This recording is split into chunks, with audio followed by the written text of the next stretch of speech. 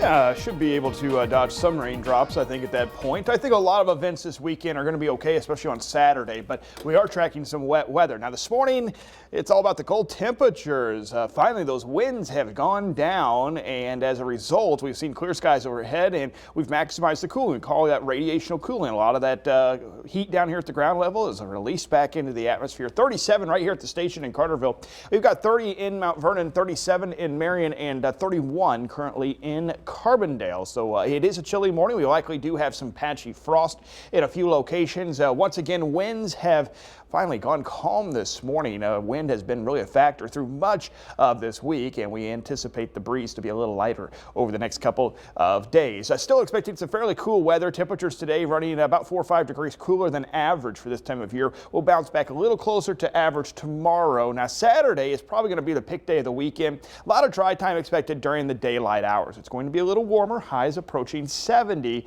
but by the end of the day, we'll be tracking some rain making its way back our way, and looking like Sunday may end up being a pretty wet day. I know there's some Halloween plans coming up here this weekend. Those that may be planning on Sunday, you may want to think about having a backup plan to move that event indoors, especially as, again, we are tracking likely quite a bit of wet weather. High pressure built into the Great Lakes this morning. We're on the southern side of it, which means we're going to have an east wind around as the air rotates in a clockwise fashion around that. Now, we are tracking a storm system for the weekend that's going to bring us some rain this morning. That's back into the Texas and Oklahoma panhandle, and it's a southern track storm system, so it's going to dive to the south and then arc right back into our region as we make our way into the weekend. But this afternoon, don't worry, we've got a lot of sunshine in store for us. High temperatures are going to run up into the lower 60s. Now, the average high this time of year is about 66, so a little cooler than average. And then tomorrow morning, we could see some patchy frost again in a few locations. A few more clouds after midnight tonight and into the early morning hours on Friday.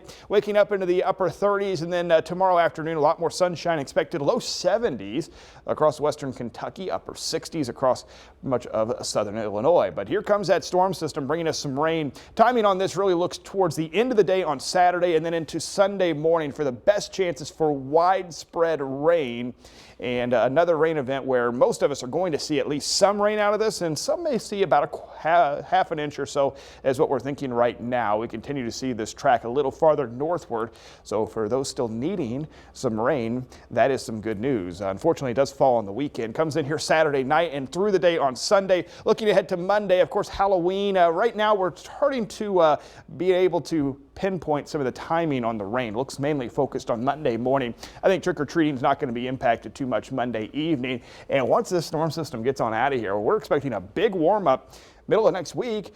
High temperatures climb right back into the low to mid 70s.